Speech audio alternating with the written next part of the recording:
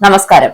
ലോകത്തിലെ ഏറ്റവും നിർണായകമായ കടൽപാതകളിലൊന്നായ ഹോർമൂസ് കടലിടുക്കിലൂടെ കടന്നുപോകുന്ന കപ്പലുകൾക്ക് സ്ഥിരമായ ടോൾ ഏർപ്പെടുത്താൻ ഇറാനും ഒമാനും തമ്മിൽ ചർച്ച നടത്തുന്നതായി റിപ്പോർട്ട്. ഈ മേഖലയിൽ സുസ്ഥിരമായ സുരക്ഷയും സുരക്ഷിതമായ സമുദ്ര ഗതാഗതവും ഉറപ്പാക്കുന്നതിനുള്ള ഒരു പ്രത്യേക ചട്ടക്കൂട് രൂപീകരിക്കാനാണ് ഇരു രാജ്യങ്ങളും ശ്രമിക്കുന്നത്. ഇറാൻ അമേരിക്ക ഇസ്രായേൽ സംഘർഷങ്ങളെ തുടർന്ന് ഈ പാതയിൽ അടിക്കടി ഉണ്ടാകുന്ന ഗതാഗത തടസ്സങ്ങൾക്ക് ശാശ്വത പരിഹാരം കാണുക എന്ന ലക്ഷ്യത്തോടെയാണ് പുതിയ നീക്കമെന്നാണ് പുറത്തുവരുന്ന വിവരം. Saudi Arabia, Iraq, UAE, Kuwait, Qatar തുടങ്ങിയ പ്രമുഖ ഗൾഫ് രാജ്യങ്ങളിൽ നിന്നുമുള്ള എണ്ണയും പ്രകൃതിവാതകവും ഏഷ്യയിലേക്കും യൂറോപ്പിലേക്കും പ്രധാനമായി എത്തുന്നത് ഈ ഹോർമൂസ് കടലിടുക്ക് വഴിയാണ്. അതുകൊണ്ട് തന്നെ ഇവിടെ സ്ഥിരമായി ഒരു നികുതി സംവിധാനം നടപ്പിലാക്കിയാൽ അത് ആഗോള എണ്ണവില കുതിച്ചുയരാൻ കാരണമാകും. കപ്പൽ കമ്പനികൾക്ക് അധികമായി നൽകേണ്ടി വരുന്ന ട്രാൻസിസ്റ്റർ ചാർജ് ചരക്ക് നീക്കത്തിന്റെ ചെലവ് വർദ്ധിപ്പിക്കും. ഇത് ഗൾഫ് മേഖലയെ ആശ്രയിക്കുന്ന ഇന്ത്യ, ചൈന, ജപ്പാൻ, ദക്ഷിണ കൊറിയ തുടങ്ങിയ രാജ്യങ്ങളിൽ വലിയ തോതിലുള്ള ഇന്ധനവില വർധനവിനും പണപ്പെരുപ്പത്തിനും വഴിവെച്ചേക്കാം.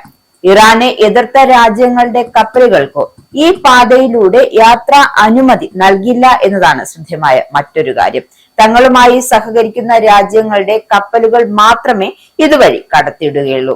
കൂടാതെ ഇറാനെതിരെയുള്ള സൈനിക നടപടിയെ പിന്തുണച്ച രാജ്യങ്ങൾക്കും ഈ പാത അടഞ്ഞു തന്നെ കിടക്കും. അവർക്ക് മുന്നിൽ ഇത് തുറക്കില്ല.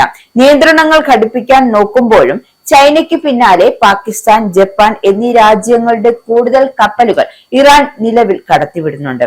അതേസമയം ഇറാൻ നയതന്ത്ര പ്രതിസന്ധി സൃഷ്ടിക്കാൻ ശ്രമിച്ചാൽ ശക്തമായ സൈനിക നടപടി ഉണ്ടാകും എന്നാണ് അമേരിക്കൻ പ്രസിഡന്റ് ഡൊണാൾഡ് ട്രംപ് നൽകുന്ന മുന്നറിയിപ്പ്.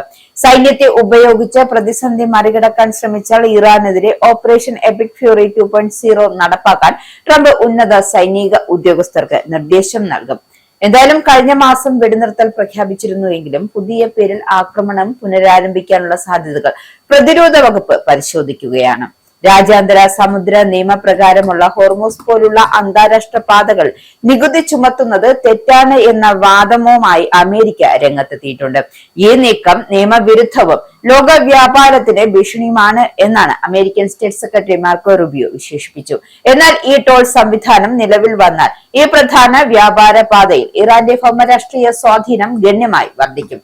അതായത് പാശ്ചാത്യ രാജ്യങ്ങളുമായി ഇറാനുമായി ഒരുപോലെ തന്നെ സന്തുലിത ബന്ധം പുലർത്തുന്ന ഒമാൻ മേഖലയിൽ വലിയ സംഘർഷങ്ങൾ ഒഴിവാക്കുവാനും ഗതാഗതം സുഗമമാക്കാനുമാണ് ഈ ചർച്ചയിൽ മധ്യസ്ഥത വഹിക്കുന്നത്. എന്താവും കാര്യങ്ങളെന്ന് നമുക്ക് കാത്തിരുന്ന് തന്നെ കാണാം.